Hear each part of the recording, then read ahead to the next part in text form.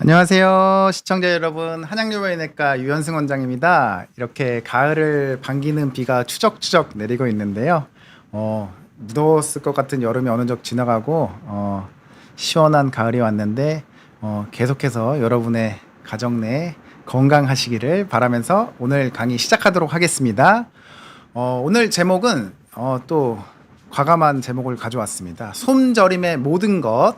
네, 그래서 한번 제가 아무래도 관절 질환을 주로 보다 보니까 손저림 환자들도 좀 많이 오시거든요. 그래서 제가 나름 진료하면서 얻었던 노하우나 그리고 제가 이제 진단했던 환자들 좀 케이스를 통해서 제가 한번 손저림에 대해서 한번 풀어보는 시간들 갖도록 하겠습니다. 저도 이제 막 챗GPT를 시작해 봤는데요. 그래서 한번 물어봤습니다. 챗GPT야, 손저림 관련 그림 좀 그려줘 했더니 굉장히 잘 표현한 것 같아요. 그래서 진짜로 이렇게 찌릿찌릿 전기가 오는 느낌, 그 다음에 화끈화끈 이렇게 빨갛게 올려온 느낌. 그래서 굉장히 대단합니다. 챗GPT. 무섭습니다. 대체될까봐.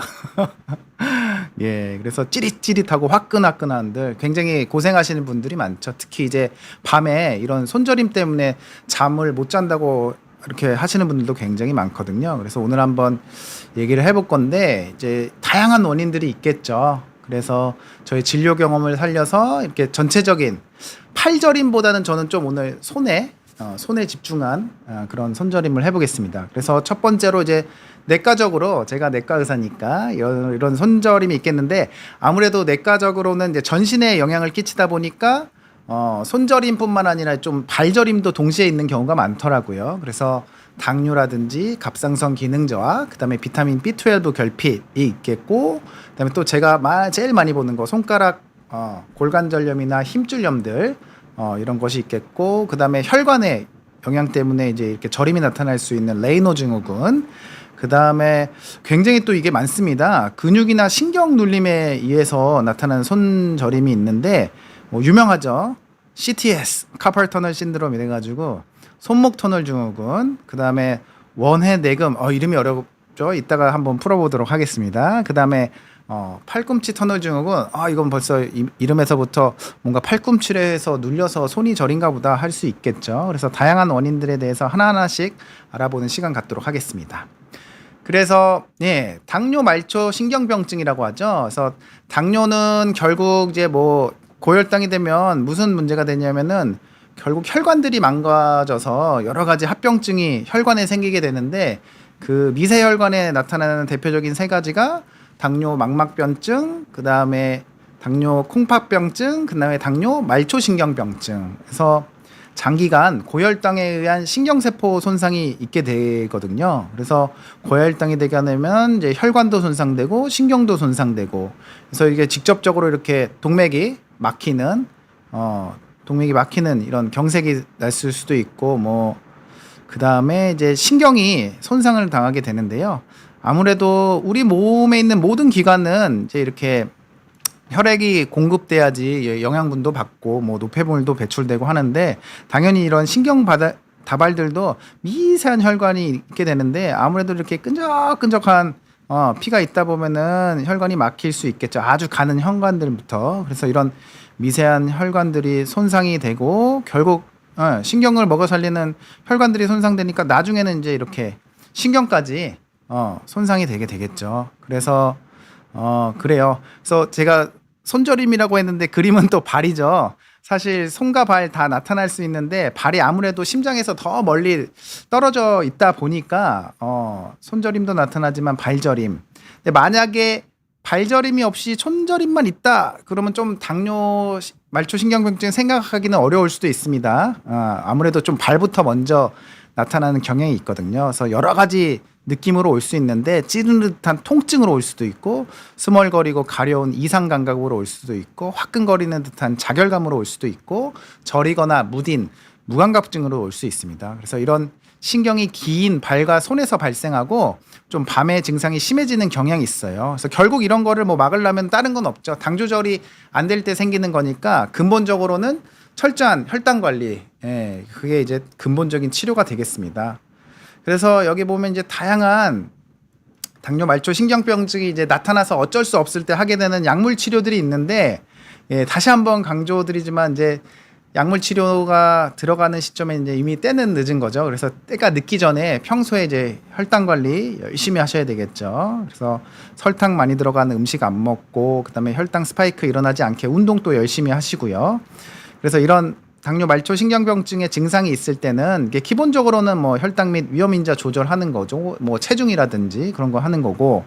그래서 이런 여러 가지 항산화를 시키는 거죠. 그래서 알파리포산이라고 보통 처방받는 것들이 뭐 치옥트산 이런 것들이 그런 거 있고, 감마 리놀렌산, 이름은 어려운데 저 쉽게 생각하면 EPO 이래가지고 달맞이꽃, 뭐 종자유 뭐 이런 게 되겠죠. 그래서 이런 것들을 좀 병합해서 쓸 수 있고, 이런 화끈화끈거리고 이런 증상들을 위해서는 이제 항경련제, 대표적인 뭐 상품명으로 하자면 이제 리리카, 프레가발린이라든지 그다음에 뭐 가바펜틴 제제들, 뭐 뉴론틴 이런 것들이죠. 이런 걸 써볼 수도 있고, 그다음에 이제 사망계 항우울제인데 여기서는 뭐 우울해서 쓴다기보다는 이게 일종의 이제 좀 이런 신경 통증을 완화시켜주는 그런 것들이 있거든요. 그래서 이런 것도 쓰고, 마찬가지로 뭐 이름은 이게 뭐 저걸로 알려져 있지만 뭐 우울증 치료제로 알려져 있지만 이게 신경통을 좀 잡아주기 때문에 SNRI라든지 이런 것들을 해서 병합 제제를 해서 하게 되지만, 다시 한번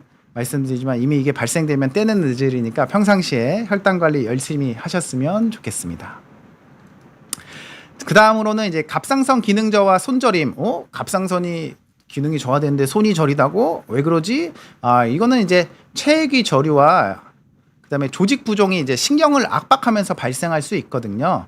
그래서 이제 좀 이게 궁금하신 분도 있을 수 있어서 이제 TMI가 될 수도 있는데, 한번 제가 찾아봤는데 점다당질이라고 이런 것들이 이제 축적이 돼요. 그래서 갑상선 호르몬이 부족하면은 이제 우리 피부의 진피층에 수분을 끌어당기는 성분인 점다당질, 히알루론산이 제대로 분해되지 못하고 축적됩니다. 그래서 히알루론산 어디서 많이 들어봤는데 우리 무릎에 많이 맞으시는 연골주사 성분이 되기도 하고, 요새는 좀 피부과나 이런 데서 저거 많이 하시죠.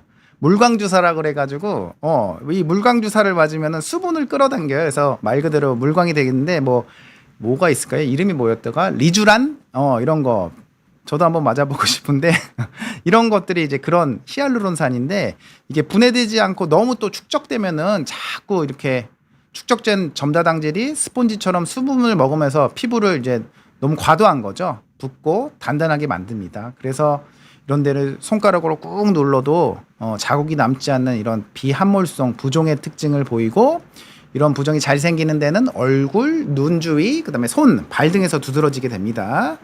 그 다음에 이제 갑상선 기능이 저하되면은 아무래도 이제 전신의 신진대사율이 낮아지고 혈액순환이 둔화되거든요. 그래서 이제 체내 수분이 원활하게 순환하지 못하고 정체되면서 부종이 발생하고, 그 다음에 심장 기능도 저하되는데 갑상선 호르몬이 부족하면은 이제 심박출량이 감소하고 심장 기능이 저하될 수 있습니다. 그래서 이런 기능이 약해지면 신장으로 가는 혈류량이 줄어들고, 이는 이제 염분, 소듐 배출이 안 되는 거죠. 그러면서 이제 수분이 자꾸 쌓이게 되면서 이런 부종으로 이렇게 되고, 이런 부종들이 결국에는 신경을 압박하면서 저림 증상까지 나타날 수 있다. 그렇네요.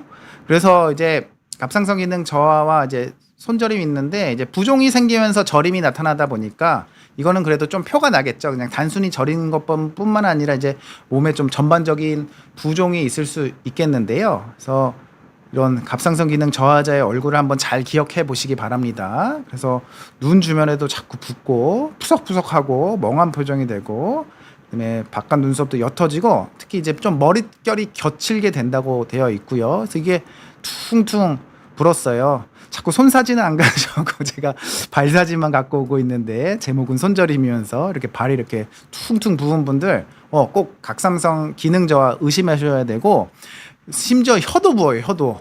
그래서 여기 보면은 혀가 너무 부을 때 이제 나타나는 증상이, 여기 끝에 가 보면은 이렇게 뭔가 올록볼록, 혀가 많이 부으면은 이렇게 혀 끝이 예쁘게 되는 게 아니라 이게 올록볼록해지거든요. 그래서 갑상선이 기능은 되면은 이제 뭐 얼굴, 눈, 손발 붓는 것뿐만이 아니라 혀에도 부종이 생기는구나. 그 다음에 심지어 성대에 부종이 생겨가지고 신목소리가 나타날 수도 있습니다. 그렇다. 그래서 갑상선 기능 저하는 일단 의심돼서 저희 내과를 가보셔야 되겠죠. 그래서 가까운 병원에 가셔서 이제 검사하게 되면은 우리가 갑상선 자극 호르몬이라는 수치랑 갑상선 호르몬 프리티포라고 하는데 이런 피 검사를 하게 되는데요. 이제 검사도 하고 필요하다면은 이제 초음파도 볼 수 있고, 그래서 뭐 아주 세세히 따지면은 더 자세히 할 검사들이 많은데 이런 검사들을 통해서 진단할 수 있고, 치료는 이제 부족하니까 갑상선 호르몬제를 이제 외부에서 다시 보충을 해주는 거죠. 그래서 대부분 평생 약을 복용하지만 이제 적절한 치료를 통해서 이제 정상적인 생활이 가능하다. 그래서 올바른 용량을 찾기 위해서 정기적인 혈액 검사가 필요합니다. 그래서 가끔 진료실에서 보면은 왜 이렇게 혈액 검사를 해요 그러시는 분이 있는데 혈액 검사 잘 안 하시는 선생님이 관심 없는 선생님인 거예요. 관심 있는 선생님들은 잘 조절되는지 보려고 혈액 검사도 이제 꼬박꼬박 챙겨서 하는 거고, 사랑하니까 혈액 검사도 하자고 하는 거다. 그런 거고요. 증상 개선에는 이제 수주 정도 걸릴 수가 있습니다. 이렇게 갑상선을 또 빠르게 정리해봤고, 그 다음에 비타민 B12, 비타민 B12, 코발라민이라고 하죠. 이런 결핍이 손저림과 관련이 있을 수 있겠구나. 그래서 비타민 B12는 신경을 보호해주는 수초, 뭐 영어로는 마이엘린이라고 하는데 그 형성에 필수 성분이 돼요. 그래서 이렇게 보면은 이제 이게 전형적인 신경 세포인데, 여기 가운데 보면은 이제 이런 세포들이 있고 이제 발이 달려가지고 서로 신경이 이제 시냅스라고 그러죠. 그래서 사실 뭐 지능은 우리가 그냥 단순히 뇌 용적이 크고 뇌세포가 많은 게 아니라 얼마나 신경들이 시냅스로 많이 연결이 돼 있느냐, 이제 결국 그런 게 이제 고등적인 사고를 하게 하는 건데, 이게 이제 신경이 멀리 떨어져 있을 수도 있잖아요. 예를 들어서 이제 발끝에서 뭐 앞정 같은 거 밟았으면 하면은 신호가 머리까지 빨리 가야 되는데 생각보다 이게 느릴 수 있어요. 근데 이제 이게 마이엘린이라는 게 뭐냐면은 이게 갑자기 이제 이거를 점핑할 수 있게 되는 거예요. 신호가 이 마이엘린 시스에 감겨져 있으면 천천히 신경길을 따라가는 게 아니라 이게 일종의 뭐라고 표현할까요? 고속도로 그냥 빵빵빵빵 해가지고 전기 신호가 빠르게 지나갈 수 있도록 하는 게 이제 이런 수초라는 게 있어서 이게 굉장히 중요하죠. 신경 형성하는데. 그래서 이게 아무래도 B12가 결핍되다 보면은 이제 이런 수초가 제대로 형성이 될 수 없기 때문에 이런 것들로 인해서 이제 신경 증상이 나타날 수 있는데, 이제 대표되는 것이 이제 손발의 이상 감각, 그래서 따끔거리거나 바늘로 찌르는 듯한 느낌을 가질 수 있고, 여러 가지 신경 관련 증상이 다양하게 나타날 수 있습니다. 그래서 균형 감각이라든지 걷는데 어려움이 있다는 거, 그래서 신경 증상으로 걷는 것이 불안정해지고 근력도 약화될 수 있고 여러 가지 인지 기능도 저하될 수 있고, 심지어 기분 변화, 심한 경우에는 환각과 망상 등의 전신 질환까지 이 단순히 비타민 B12가 부족하다고 나타날 수 있다. 무섭죠. 잘 먹어야 되겠죠. 그래서 종합 비타민 잘 드시면은 B12 잘 들어 있습니다. 그래서 다시 한번 강조하지만 뭐 비타민 먹어야 됩니다. 그래서 우리가 생각보다 균형 잡힌 식사를 안 할 수도 있잖아요. 요새 현대인들 바빠가지고 막 끼니 대충 뭐 편의점에서 때우고 이러면은 채소 과일을 충분히 안 먹으니까요. 그래서 종합 비타민, 특히 비타민 B군과 C, D 아무리 강조해도 지나치지 않습니다. 저도 열심히 먹고 있습니다. 종합 비타민. 그래서 이걸 방치하게 되면은 또 무서워요. 신경 손상이 영구적으로 남을 수 있다. 그래서 원인이 될 만한 거를 보니까 왜 그러냐, 흡수가 잘 안 돼서, 특히 위수술 받으신 분들 보면은 코발라민 이제 드시는 분 굉장히 많거든요. 그래서 왜 그러냐면은 이제 이게 좀 어려운지 얘기긴 하지만 위내인자라고 인트린직 팩터라고, 이게 이제 위세포에서 분비가 되는데 위가 이제 잘라내셨으면 이제 이게 분비가 안 되니까 얘랑 같이 붙어서 비타민 B12가 몸에 흡수가 되거든요. 그래서 이렇게 위가 안 좋으신 분들 또는 이 자가 면역 질환으로서 위내 내인자가 이제 부족하신 분들, 그 다음에 너무 장기간 또 위산 억제제를 하면은 그 위 안에 이제 세포들이 조금 위축당하거든요. 그래서 너무 장기간 위산 억제제를 드시는 거를 좀 주의할 수도 있다. 한국 사람들이 워낙 이제 맵고 짜고 또는 이제 뭐 술도 좋아하시고 커피도 많이 마시고, 우리나라 사람들은 뭐든지 또 열심히 하잖아요. 커피도 진짜 열심히 마시고 술도 열심히 드시고 마라탕은 뭐 요새 중고등학생 친구들 보니까 거의 소울푸드던데 이런 거 먹게 되면 아무래도 이제 속쓰림이 어렸을 때부터 심할 수 있고 이제 그런 것 때문에 이제 저희가 의사들이 그러면은 위산 억제제를 많이 이게 처방하게 되는데 이게 장기간 복용하다 보면 아무래도 이제 위 세포의 기능이 좀 위축될 수 있습니다. 그러면서 비타민 B12가 흡수가 잘 안 될 수 있다. 그 다음에 비타민 B12는 주로 동물성 식품에 존재하기 때문에 요새 우리나라에도 이제 엄격한 채식주의자들이 좀 늘어나시는 것 같은데 그럴 수 있다. 그 다음에 과도한 음주도 문제다. 그래서 이제 이런 것들이 증상이 있을 때 의심해서 혈액 검사를 하게 되면은 요새 비타민 B12 수치 측정할 수 있거든요. 그리고 특히 이제 우리가 빈혈 원인 찾다 보면 꼭 좀 검사하게 되는 게 비타민 B12랑 그 다음에 B9이 엽산 이런 것들 측정해가지고 결핍 여부를 확인하고 결핍이 확인되면은 이제 먹거나 주사 맞거나 하면 되죠. 그래서 증상이 너무 심각할 때는 이제 주사로 놔드릴 수도 있습니다. 그래서 색깔이 예쁘죠. 저희 병원에서도 이제 제가 워낙 비타민 B12 저도 되게 좋아하거든요. 그래서 수액 치료할 때 많이 쓰는데 비타민 B12는 이렇게 섞으면은 예쁘게 와인 주사라고 그래가지고 이렇게 예쁜 바이올렛 색깔이 이렇게 나옵니다. 그래서 이런 거 의심되시면 검사하시고 먹던지 주사 맞던지 금극하면은 그렇게 치료해 볼 수 있겠습니다. 그래서 이제 내과적인 문제를 좀 이제 넘기고 나서 이제 조금 그 외적인 걸로 한번 해볼 텐데요.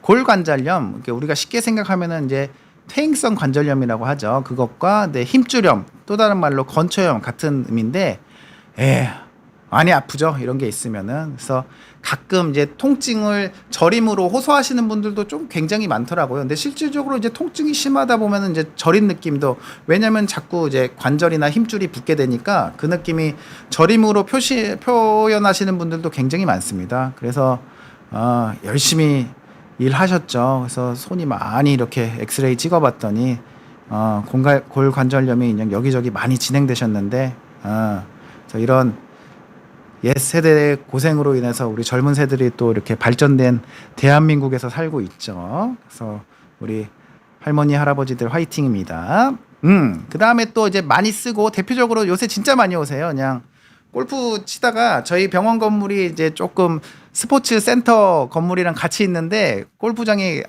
연습장이 한 4개 정도 되거든요. 그래서 사이좋게 막 친구들끼리 오시는 분도 있습니다. 막 스크린 골프 뭐 몇 번 했다고 그러나 그게 18홀인가요? 그래서 36홀 돌고 나서 막 아프다고 오시는 분들 친구랑 같이 손잡고 오세요. 내기 골프 하시고 막. 그래서 보면은 손가락을 이제 직접적으로 구부리는 거는 이제 여기 있는 이제 힘줄들이 있는데 너무 쥐는 힘이 세다 보면은 이제 여기에도 힘줄에도 염증이 많이 생기죠. 그래서 뭐 골프도 그렇고 테니스 여러 가지 잡아서 하는 기구 운동들, 그 다음에 이제 집안일 열심히 하시는 어머님들, 그게 성당에서 성경 필사하다가도 많이 오시고, 뭐 뜨개질 하다가도 많이 오시고, 어쨌든 이렇게 여러 가지 쥐는 힘 많이 해가지고, 이렇게 굴근이라고 하죠. 손 쥐게 하는 힘줄에 염증 많이 생겨도, 그러면 이제 붓게 되니까 아무래도 이제 그런 부은 느낌을 통증으로 표현하시도 하고, 저리다라고도 꽤 많이 표현하세요. 그래서 이럴 때 이제 같이 검사해 보는 거죠. 그래서 뭐 치료는 많이 써서 그런 거니까 이제 뭐 여러 가지가 있는데, 그래서 뭐 이렇게 교육하고 운동하고 특히 이제 요런 데 속도가 심한 데는 보조개 같은 거 써볼 수도 있고요. 그 다음에 이제 뭐 약물 치료를 한다고 그러면 이제 엔세이드라는 게 이제 소염 진통제가 있습니다. 그래서 신기능이 나쁘지 않는 이상 이제 저도 소염 진통제 많이 하고 있고, 그 다음에 경피라는 건 이제 파스죠, 파스. 뭐 호랑이 연고도 있고 뭐 악마의 발톱도 있고, 그 다음에 보면은 그래서 잘 팔리나 봐요. 요새 뭐 소 연골로 만든 콘드로이친 뭐 이런 거 광고 많이 하죠. 그래서 이런 거 콘드로이친 같은 것도 있고, 경우에 따라서는 듀록세틴이라고 그래가지고 너무 심하면은 간혹 이제 소염 진통제로 조절 안 될 때도 있거든요. 그럴 때는 이제 듀록세틴 거를 하기도 하고 그렇습니다. 이렇게 하는데 제가 이제 이 얘기를 많이 해요. 안 쓰기, 아껴 쓰기, 공주님처럼 살기 하시라고. 약간 타고난 게 공주님이라서 어쩔 수 없다고 하는데 이거를 이제 저희 아내한테 얘기했더니 아내가 공감을 못 하더라고요. 이거는 공감 능력이 떨어지는 거다. 그래서 아내가 하는 말은 남편이 도와주기 아들은 손 안 가게 알아서 자라기. 우리 아들 알아서 자랍시다. 네, 엄마 손이 아프대요. 네, 그래서 네, 그러네요. 제가 공감을 못했습니다. 이제 직접 우리 아내분들이 손을 안 쓸 수 있도록 남분들이 많이 도와주시고 자제분들 손 안 가게 잘 해주세요. 어머님들이 손이 많이 아프대요. 많이 오세요. 예, 그 다음에 이제 레이노 증후군이라고 하는데요. 우리가 되게 많이 쓰는 표현 중에 하나가 이제 수족냉증 이런 얘기 많이 하는데, 그러니까 수족, 손과 발이 차갑다 이런 건데, 이거는 뭐 특별히 병명은 아니고요. 증상이죠. 뭐 기가 허해서 생기는 거다 뭐 이런 거는 아닌 거고, 뭐 중복되는 문제지만 이제 여러 가지 원인이 있겠는데 수족냉증도 일단 신경 문제로서 추간판 탈출증, 목 디스크, 목에서 뭔가 신경이 눌려서 그럴 수 있고 말초 신경염, 아까 뭐 B12가 이제 뭐 부족해서 그럴 수도 있고 당뇨 때문에 그럴 수도 있고 그다음에 이제 갑상선 기능자 또 나오죠.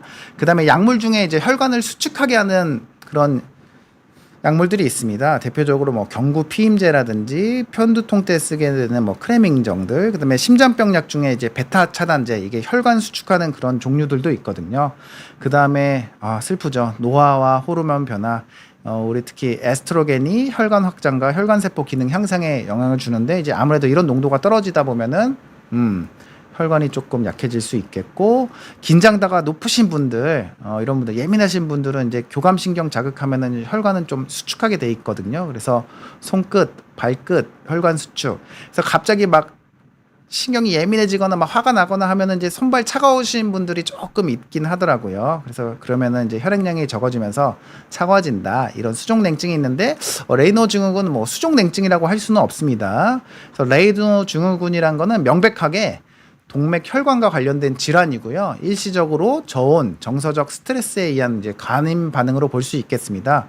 그래서 이게 정상 손가락인데, 정관 손가락은 이제 이게 동맥이거든요. 동맥 혈관이 이제 잘 나와서 가기도 하고 이제 되는데, 아무래도 손끝, 발끝, 뭐 코끝, 귀끝 이런 경우는 혈관이 조금 특이해요. 왜냐면은 우리가 옛날에 저는 자연 시간에 배웠는데 동맥에서 모세혈관으로 갔다가 정맥으로 오게 되는데, 얘네들은 이제 동맥에서 이제 좀 바로 정맥으로 끝에 있는 혈관들은 오기도 하고, 그 다음에 추위가 노출됐을 때 열을 뺏기면 안 되기 때문에 추위가 노출되면 이제 이런 말단에 있는 혈관들은 이제 일시적으로 수축을 하게 되기는 해요.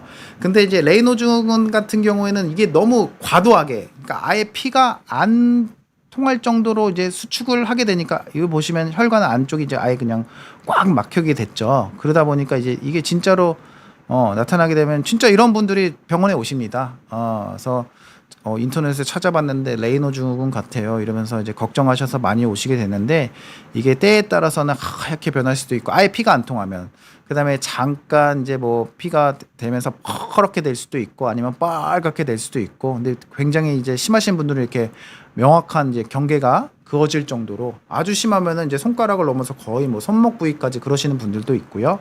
그래서 이런 게 레이노 증후군. 그러니까 아무래도 피가 안 통하다 보니까 당연히 저릴 수 있겠죠. 우리 옛날에 이거 많이 했잖아요. 손가락 이렇게 해가지고 전기 통하는 거. 너무 옛날인가요? 그런 느낌이 나시겠죠, 계속. 그래서 레이노 증후군 같은 경우에는 아무래도 이제 1차성이 있고 2차성이 있게 되는데, 특별한 원인 없이 그냥 발생하는 거 1차성이라고 하기도 하고 원발성이라고 하기도 하고 이런 게 있고, 그 다음에 이제 좀 슬프게도 자가면역적 원인이 있으면서 2차성으로 나타나는 경우가 있어요. 그래서 대표적으로 뭐 전신경화증 같은 류마티스 질환이 있는데, 아무래도 뭐 다른 이유가 있으면서 레이노 증후군이 나타나면은 그런 것들이 더 예후가 안 좋겠죠. 그래서 이런 증상이 있을 때 한 번은 이게 혹시 다른 자가면역성 원인이 있지 않는지, 2차성인지 아닌지 확인하기 위해서 이제 병원에 오시게 되면 이제 여러 가지 류마티스 혈액 검사를 하게 되고요. 그 다음에 이제 심하신 분들은 정말 혈관 조영술, 동맥에다가 이렇게 조영제를 쏘게 되면 쫙 손에 동맥 혈관들이 보이잖아요. 그래서 보시게 되면은 세 번째 손가락은 이게 모양이 잘 나오는데, 자세히 보시면은 이제 뭔가 두 번째 손가락으로 가는 애들은 좀 흐릿흐릿하죠. 그래서 이분은 여기가 안 좋으시겠네요. 그래서 혈관 조영술로 이제 대학병원 같은 데서 입원해서 확인해 볼 수 있고, 아무래도 이런 것들은 아까 말씀드린 대로 추위 노출이나 이제 스트레스가 원인이 될 수 있기 때문에 추위 자극 회피하는 게 이제 치료로서 중요하겠고, 치료는 이제 혈관 넓히는 약물 치료를 하게 되고, 이게 정말 심한 경우에는 이제 나중에는 이제 막 이렇게 궤양까지 생기는 경우도 있거든요. 이제 그럴 때는 이제 입원하셔서 뭐 정맥 주사로 혈관 넓히는 치료하기도 하고, 아니면은 기본적으로는 이제 먹는 약물들, 그리고 다른 원인 질환이 있다면 원인 질환이 좋아지게 되면은 이제 이런 레이노 증후군도 같이 좋아질 수 있겠습니다. 그 다음에 이제 마지막 카테고리가 되겠는데, 근육 또는 신경 눌림과 관련된 손저림이 있어요. 그래서 우리가 일단 손의 신경 분포를 좀 너무 징그럽기도 한데, 한번 보시면 이제 손바닥과 손등이 좀 다릅니다. 그래서 손바닥 같은 경우는 일단은 총 여기 손을 관장하는 감각신경은 3개가 있어요. 그래서 주로 엄지 쪽으로 가게 되면은 요골신경. 맨날 너무 헷갈려. 영어가 더 쉬워요. 저희는 맨날 공부할 때는 영어로 했어가지고. 그래서 라디얼 너브라고 요골신경이 있고, 그 다음에 반대로 새끼손가락 쪽은 얼라너브라고 그래가지고 척골신경. 새끼 쪽으로는 척골신경이 있고, 정중신경, 메디안, 정중, 진짜로 정중앙에 있어서 이름이 정중신경입니다. 그래서 아주 뭐 간략하게 따져보면은 엄지손가락은 요골신경이고, 가운데는 정중신경이고, 새끼손가락, 네 번째 손가락 약지라고 하죠. 이런 데는 뭔가 척골신경 쪽이겠구나 하고 이제 이렇게 시작할 수 있겠죠. 그래서 아주 유명하죠. 손목 터널 증후군, CTS라고 하는데, 이제 이거는 이제 정중신경이 눌리는 건데, 이게 손목 터널, 이름에 손목이 들어서 있지 손목이 아픈 게 손목 터널 증후군이 아닙니다. 손목 부위에서 신경이 눌려가지고 손가락이 저린 거예요. 그래서 아셔야 될 거는 손목 터널 증후군이 뭐 손목이 아플 수는 있는데, 이제 이게 원래 고유의 증상은 손가락이 저리는 걸로 나타나는 거다. 그래서 보시게 되면은 이렇게 이 손목 쪽에 여기에 이제 여기가 이제 터널이라고 하는 거는 말 그대로 터널 같이 되는 거겠죠. 그래서 여러 가지 손가락을 움직이게 하는 힘줄들이 정중신경과 함께 같이 이렇게 터널 같은 공간으로 들어가게 되거든요. 이렇게 가로로 된 인대 안쪽으로 들어가게 되는데, 손을 많이 쓰시는 분들은 저게 붓겠죠. 여러 가지 손 움직임과 관련된 힘줄들이 과도하게 보이면 쉽게 생각하면 이제 이게 이런 표현 써도 되나? 찌부되는 거예요. 찌부. 손가락 주변 힘줄이 많이 써서 너무 붓게 돼가지고 이 정중신경이 눌리게 되는 거죠. 그래서 압박을 받게 되는 건데, 그래서 이러다 보면은 아무래도 손저림이나 감각 이상이 나타나게 되죠. 그래서 엄지, 검지, 중지, 약지 절반 부위가 저리거나 먹먹하고 화끈거리는 느낌이 다다.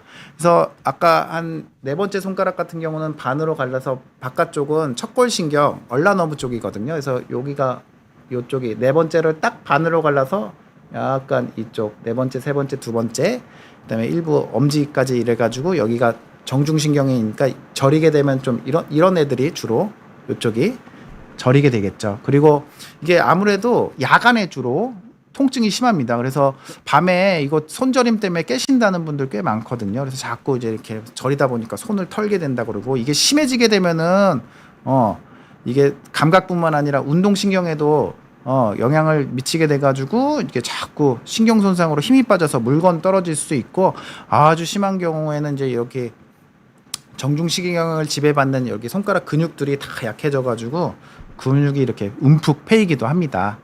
그래서 치료보다는 이제 아무래도 항상 치료보다는 예방이 중요하죠. 그래서 또 안 되는 소리 공주님처럼 살기 쓰긴 했는데, 어쨌든 이게 많이 써서 그러기는 해요. 그래서 이게 손 많이 쓰시는 게 이제 아무래도 직업적이신 분들은 참 어렵기는 하죠. 그래서 저희 병원에도 이제 뭐 횟집 사장님도 있고 칼국수집 뭐 사장님분들, 아무래도 요식업에 종사하시거나 또 우리 또 카페 사장님들도 많이 오시거든요. 그래서 아리따운 20대 처녀분들이신데 막 너무 열심히 일해가지고 막 손가락은 막 엄청 굵어 있고 아프다고 하시는 분들 많은데, 화이팅이고, 어쨌든 치료보다는 예방이 중요하니까 이제 과도한 사용은 조심해야 되겠죠. 그래서 일단은 뭐 정 안 되면 최종적으로는 이제 수근관 가막술이라고 이렇게 자꾸 걸리게 하는 인대를 그냥 이렇게 딱 잘라내는 거죠. 그런 수술을 하기도 하는데, 그 전에 이제 이렇게 손목 보호대를 한다든지 소염 진통제나 또 스테로이드 주사. 요새는 뭐 스테로이드를 안 쓰는 주사들을 많이 놓기도 하죠. 이런 주사 치료를 통해서 염증과 통증을 완화시킬 수 있고, 이제 물리치료라든지 운동, 그래서 이걸 자꾸 좁게 하는 거에 반대로 이렇게 펴주게 하는 여러 가지 고주파 치료라든지 뭐 스트레칭이라든지 마사지 등을 이제 병행할 수 있습니다. 그래서 이런 치료들은 결국 앞으로 나오게 되는 다른 신경들, 다른 부위에도 마찬가지로 볼 수 있겠죠. 그래서 다음은 또 정중신경 관련된 건데, 이름도 어려워요. 영어로 하는 프로네이터 테레스인데 한글이 더 어려워. 원회내근 증후군. 그래서 원회내근 이게 뭐야? 근육 이름이고요. 쉽게 생각하면 이제 팔뚝이라고 보시면 됩니다. 팔뚝. 여기 팔뚝에서 얘가 하는 역할은 이제 뭔가 안쪽으로 회전하는 건데요. 그래서 이렇게 팔을 이렇게 안쪽으로 돌릴 때 쓰이게 되는, 그래서 만져보시면 이렇게 돌릴 때 여기 이 부분이 이렇게 조금 울럭불럭 움직이는 느낌이 나실 거예요. 그래서 이게 이렇게 팔을 돌리게 하는 원회내근이라는 근육이 있는데, 정중신경이 내려오다 보면 이제 팔꿈치 바로 밑에서 딱 그 근육의 두 갈래 사이에 딱 끼어 있어요. 그래서 이런 거를 이제 과도하게 사용하게 되면 우리가 뭐 종아리 알배기듯이 여기도 근육의 알이 배길 수 있거든요. 그래서 근육의 알이 배기게 되게 되면 가운데 지나가는 신경은 이제 근육이 이렇게 딱 누르게 되는 거죠. 그래서 반복적으로 이제 팔꿈치나 전환이라는 거는 여기 팔뚝 여기 말하는 거거든요. 이런 거 사용하시는 거. 요새 뭐 장작 패시는 분이 있나? 예, 장작팩이라든지 뭐 노젓기, 우리 그런 운동 하긴 하니까요. 그다음에 어항 청소 같이 팔과 손목을 반복적으로. 근데 뭐 이거를 하시는 분은 굉장히 많죠. 뭐 예를 들자면 이렇게 아령 들 때도 우리가 이런 힘 쓰잖아요. 이런 운동 많이 하시다가 그럴 수 있고, 예, 스포츠 활동, 라켓을 사용하거나 공을 던지는 거, 뭐 테니스, 배드민턴, 야구할 때 과도한 부하가 걸려서 생기고, 그다음에 이거 당연하겠죠. 외부 충격이나 혹시 드물지만 종양으로 인해서 이렇게 신경이 압박될 수 있겠습니다. 그래서 얘도 뭐 죄송합니다. 치료는 뭐 아까 손목 터널 증후군과 비슷하겠죠. 그래서 이게 근육이 많이 뭉쳐서 그런 거기 때문에 뭐 약으로 먹어서 할 수도 있고, 이제 근육을 풀어주는 주사를 요새 많이 놓게 되는데, 예, 주사 효과가 꽤 좋습니다. 그래서 요새는 스테로이드를 사용하지 않은 주사들도 많이 놓고 있어서요. 그런 주사 맞아볼 수 있겠고, 뭐 고주파 치료기, 체해 충격파 이런 거 모두 다 의미가 있고 얼른 좋아지게 되죠. 그리고 집에서 한다 그러면 조금 근육을 그냥 문질문질 하면은 별로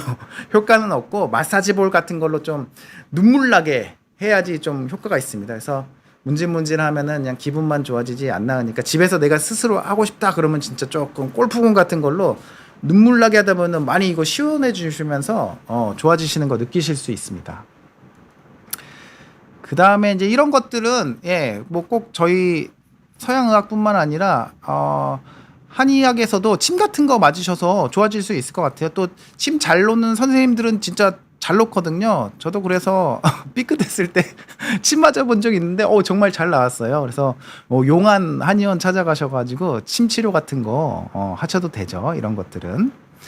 그 다음에 이제 팔꿈치 터널 증후군. 그래서 저도 마찬가지인데 요새 카페 가면은 다 이러고 있죠. 핸드폰 보면서 이렇게 이게 보시면은 이렇게 이게 팔꿈치 이렇게 땅에 닿아서 이렇게 오래 이렇게 팔꿈치를 90도 이상 구부리고 여기 딱 딱딱한 데 대고 있으면은 이제 계속 이러다 보면은 여기 딱 지나가거든요. 팔 닿는데 여기로 이제 척골신경이라는 게 지나가는데, 여기서 이제 여기도 팔꿈치 터널이 있는데 여기 계속 자극받으니까 그래서 우리가 딱 요 자세 기억하시면 된다.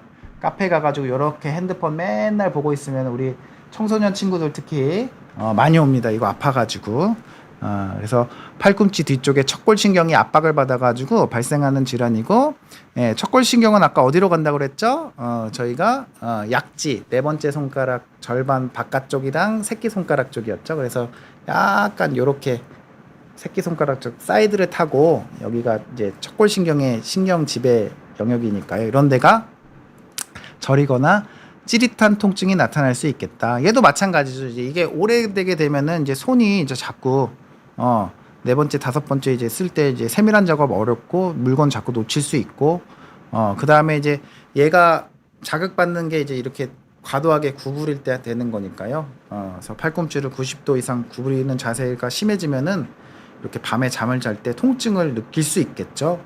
그래서 얘도 뭐 치료는 마찬가지죠. 그래서 여기가 자꾸 압박돼서 그런 거니까 여기가 압박되지 않게 하는 거고, 이게 직업상 이제 이렇게 팔꿈치를 구부려서 힘을 많이 쓰게 되시는 분들은 가끔 이게 제자리에서 빠져나가시는 분도 있어요. 그래서 그럴 때는 너무 심할 때는 이거를 이제 제자리를 돌려주는 이제 수술적 치료도 하기도 하고, 그래서 이런 것들을 이제 파악하기 위해서는 이제 여러 가지 검사도 하고, 필요에 따라서는 뭐 MRI도 찍어서 수술적 치료까지 필요하지 않은지, 너무 심하신 분들에 한해서 그런 것도 해볼 수 있겠고, 이런 치료들도 어쨌든 생활 속의 자세 교정이 중요하겠고, 그 다음에 이제 심하신 분들은 주사 치료 같은 거 많이 하고, 얘 또한 뭐 충격파를 해볼 수도 있고, 뭐 고주파 치료 해볼 수도 있고, 여러 가지 치료 다 하시면 도움이 되겠죠. 그리고 심하지 않다 하면은 뭐 자세 교정 플러스 약물 치료로도 쉽게 나으시는 분들도 있고요. 그래서 마지막 슬라이드 같은데, 요새 좀 새로운 편하게 할 수 있는 신경정도 검사가 나왔어요. 새로운, 왜 안 아프니라고 했냐면, 옛날에는 이제 우리 신경전도 검사, 근점도 검사 하면은 이제 목에서부터 손끝까지 막 찌르면서 하게 되니까 시간도 오래 걸리고 조금 뭐 검사 자체가 좀 아프고 그랬는데, just one 10 minute. 제가 옛날에 군대 때 이제 정말 이 요리를 좋아했는데, 그때 딱 just one 10 minute이 나왔었죠. 그래서 한 10분 정도 걸리는데, 그렇게 하게 되면은 이제 손목 터널 증후군이라든지 팔꿈치 터널 증후군이라든지 또 당뇨병, 말초신경병증, 오늘 저희가 얘기 나눴던 많은 것들이 나오네요. 이런 세 가지에 관해서는 좀 굉장히 좀 편하고 쉽게 할 수 있는 이제 검사 장비가 요새 최근에 나온 게 있어서, 이런 것들까지 하면은 뭐 저희 병원에서도 하고 있고요. 또 편하게 검사를 알아보고 위중도라든지 확실히 그 병이 맞는지 아닌지 알아볼 수 있다. 그렇습니다. 예, 그래서 오늘 한번 손저림 관련해서 얘기를 했는데, 제가 언급하지 않은 것도 있어요. 사실 손 저릴 수 있는 거는 아까 말씀드린 대로 뭐 여기 요골신경, 정중신경, 척골신경이 있는데, 얘네들의 근원을 따져보다 보면은 이제 결국 목에서부터 해서 목 디스크라든지 뭐 여러 가지 신경 눌리는 증상 때문에 손저림이 있을 수도 있죠. 근데 아무래도 그러다 보면은 이제 손저림만 나타날 건데, 상위가 있게 되면은 아무래도 손저림 비롯해서 뭐 예를 들어 팔부터 해가지고 전체적으로 좀 저리다거나 이렇게 저린 영역이 클 수 있는데, 오늘 이제 다루지 않은 것 중에는 이제 아무래도 목에서 저린다든지 아니면 이제 흉곽 출구 증후군이라고 요쪽에서도 또 이제 신경이 눌릴 수가 있거든요. 그래서 신경이 눌릴 수 있는 포인트는 사실 여러 가지가 있죠. 목도 있고, 제가 다루지 않았지만 뭐 흉곽 출구 증후군, 또는 이제 어깨 근육이 안 좋으면은 요쪽에서들도 이제 뭐 신경들이 좀 눌려서 이게 이렇게 팔저림으로 손까지 내려가고 그런 경우도 있거든요. 앞에서 그럴 수도 있고, 그래서 그런 것까지는 다 다루지는 않았는데, 그래서 손저림이 있다 하시면 어쨌든 어떤 애들은 방치하게 되면은 이게 신경 손상이 진행될 수 있고, 이런 게 손상이 이제 돌아올 수 없는 영구적 손상이 될 수도 있기 때문에 불편하시면은 빨리 가까운 병원을 가셔야죠. 그래서 뭐 저희가 하는 뭐 내과를 오셔도 되고, 가정학과 선생님도 하고, 뭐 정형외과, 신경외과, 뭐 병원은 요새 많으니까요. 통증학과 가셔도 되고, 다 전문가들 동네 방방곳곳에 많으시니까 진료 받아보셨으면 좋겠습니다. 예, 그래서 준비한 내용을 일단 다 마쳤고, 지금은 이제 좀 질문을 같이 문답해보는 시간을 갖도록 하겠습니다. 예, 그래서 맨 처음에 이제 목 디스크로 강나영님께서 손저림이 있는 것 같다고 하셨는데, 예, 맞습니다. 목 디스크로 인해서도 이제 손저림이 충분히 나타날 수 있는데, 이제 저걸 생각해 봐야죠. 나는 왜 목 디스크가 왔을까? 그래서 다 이제 현대인들의 고질적인 문제. 저도 그렇습니다. 요거예요. 그 다음에 업무하실 때 노트북 같은 거 하면 이제 다 이렇게 되면은 목이 이렇게 구부러지게 되죠. 그래서 건강한 목은 약간 역시자로, 이게 옆으로 봤을 때 약간 뒤로 시자가 되는데, 다 자세가 이런 자세니까 좋아질래야 질 수가 없죠. 그래서 중요하신 게, 특히 직장인 분들은 저게 되게 중요해요. 모니터 높이. 모니터를 자꾸 이렇게 하게 되면은 일할 때마다 근무량 많으실 텐데 일할 때마다 계속 이게 수그리게 되는 거니까 이제 아시는 분들은 다 아셔요. 그래서 요새 저런 거 잘 나오잖아요. 그래서 뭐 단을 높여서 해도 되고 암 같은 거 잘 나오니까 해서 모니터 높이가 목 건강을 위해서는 내 눈 시야와 이제 일직선이 되든지 아니면 차라리 이제 우리는 항상 밑을 내려다 보니까 좀 더 위를 향하게 해서 화면 밑이 그래서 핸드폰 지하철에 보실 때도 다 이러고 보는데 아니에요. 이제 목 생각하면 이렇게 보셔야 돼요. 그래서 우리의 문제점 다 일할 때 컴퓨터 모니터라든지 핸드폰이 이제 저도 좋아하는데 문제가 많습니다. 그래서 그런 것 때문에 그렇지 않은지 하는 거고 그래서 심해지기 전에 뭔가 증상이 오는 것 같다. 그러면은 이제 병원을 가보실 수도 있는데 제가 이제 항상 강조하는 거는 이런 꾸준히 할 수 있는 것 중에 내가 뭐 필라테스라든지 요가라든지 뭐 아니면 뭐 너무 심하신 분들은 뭐 척추 교정 센터 간다든지 평상시에 좀 꾸준한 운동으로 코어 근육을 이제 자세를 바로 잡아야 되겠죠. 저도 자꾸 이렇게 무너지잖아요. 이게 다 현대인들의 문제점이거든요. 그래서 자꾸 자세를 바로 고치고 하려면은 이제 결국 항상 강조되는 게 코어 근육의 힘인데 이런 거를 좀 평상시에 운동으로 해줘야죠. 왜냐면 우리는 자꾸 무너지려고 하니까. 그래서 뭔가 푹신하고 뭐 이렇게 편안한 소파나 침대는 어떻게 보면 우리 건강에 다 안 좋은 거 뭐가 불편하고 딱딱하고 이런 게 우리 척추 건강에는 좋다고 보시면 되겠습니다. 그 다음에 행복한 동행자님께서 저는 류마티스로 약 30년간 약을 먹고 있는데 약 때문에 당이 생겨서 2년 전부터 당뇨입니다. 식전 100에서 110, 2시간 후 혈당은 130에서 150, 3개월간 당화혈색소 6.2 이런 경우 약 때문인가요? 류마티스 때문인가요?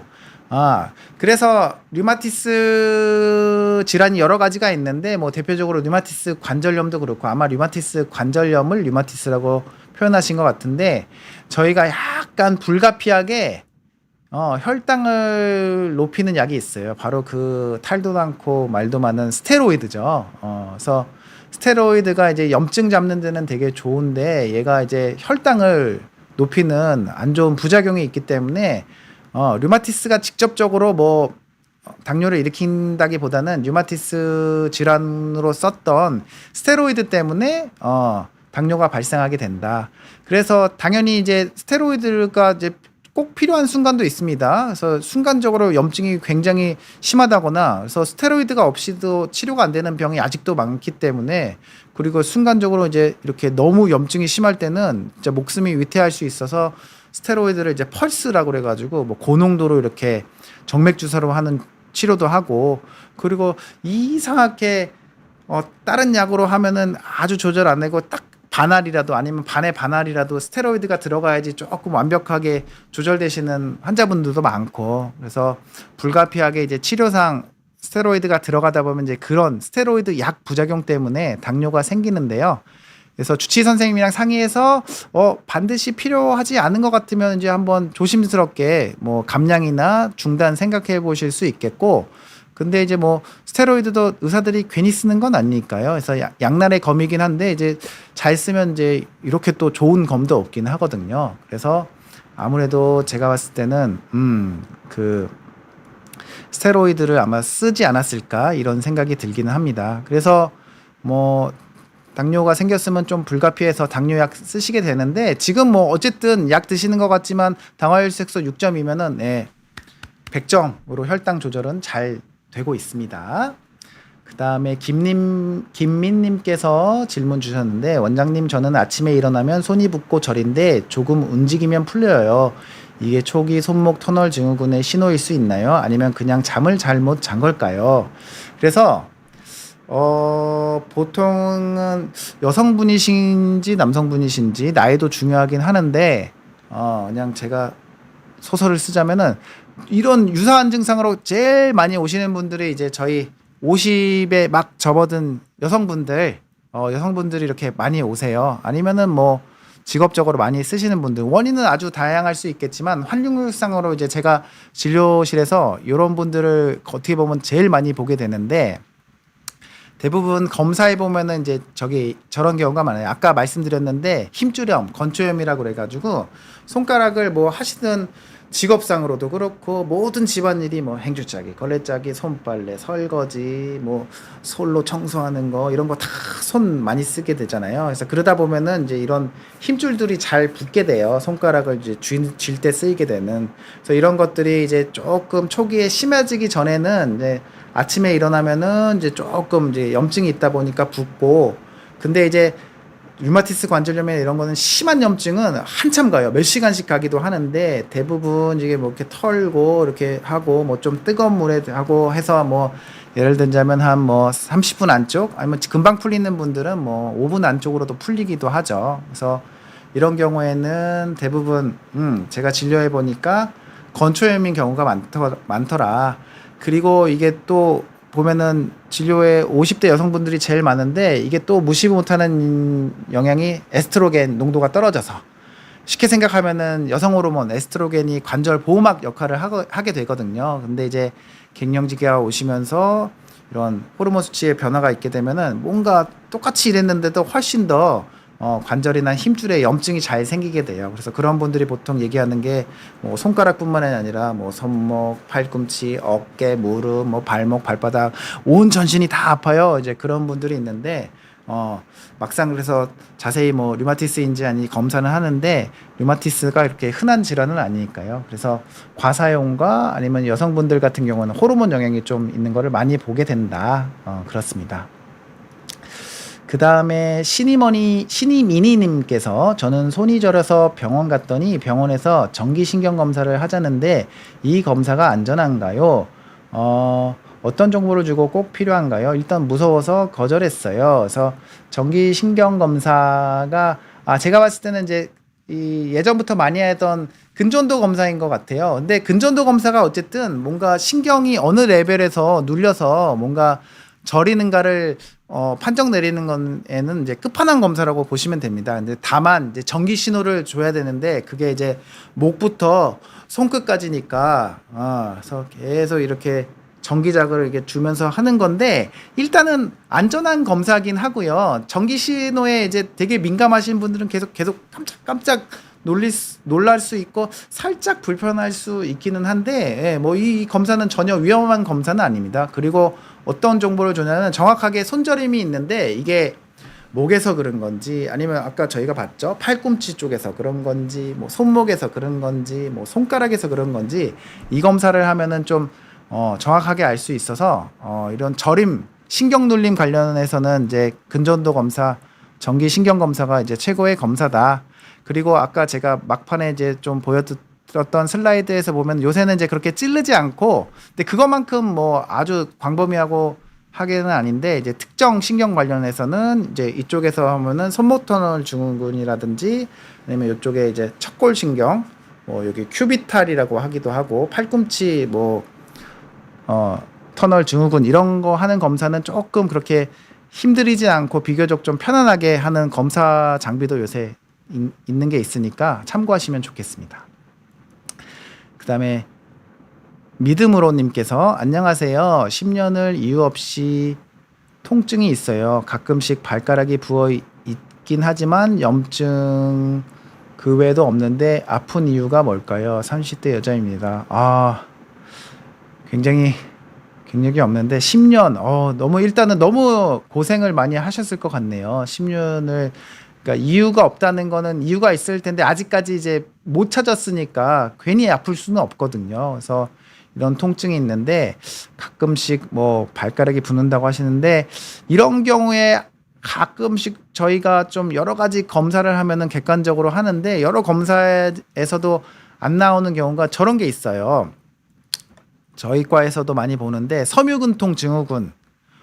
그래서 이게 말 그대로 근육 통증이 전신에 있게 되는데 이게 뭐 피 검사에서 나오거나 뭐 영상 검사하면은 이제 다 정상 나와서 되게 억울한 병이에요. 나는 아파 죽겠는데. 그래서 이게 이제 원인이 아직도 막 정확하게 밝혀지진 않았지만 점점 이제 찾게 되는 거는 이제 통증을 느끼는 중추신경계 이상으로 인해 가지고 우리 몸에서 통증이 아닌 자극을 통증으로 느끼고 약한 통증은 세게 느끼고 이게 이제 통증만 있는 게 아니라 이제 이상 감각들 아까 여러 가지 말씀드렸는데 뭐 찌릿하다든지 화끈하다든지 뭐 얼음처럼 차갑다든지 이런 게 있기도 하고 그다음에 이런 뭔가 통증 외에 뭐 수면 장애가 동반됐다든지 불안이나 우울감이 있다든지 그리고 아프기 시작하면서 막 깜빡깜빡하는 게 심해지고 뭐 계산도 안 되고 판단도 안 서고 이런 인지 장애가 동반되었다 하면은 이제 저희 류마티스 내과 쪽에서도 아무래도 이런 진료를 보니까 혹시나 이제 섬유근통 증후군 관련해 가지고 진료를 한번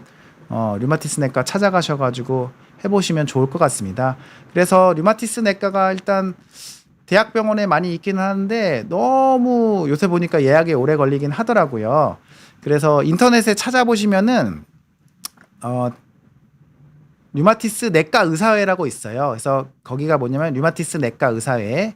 그래서 이런 동네 병원인데 류마티스 진료를 전문적으로 보시는 이제 병원 명단 같은 게 거기 류마티스 내과 의사회 찾아보시면 쭉 나오긴 하거든요. 그래서 그런 거를 찾아보시면은 조금 전문 진료 보는데 대기가 길지 않고 좀 도움이 되실 것 같습니다. 예, 그래서 또 숨가쁘게 50분 달려왔는데요.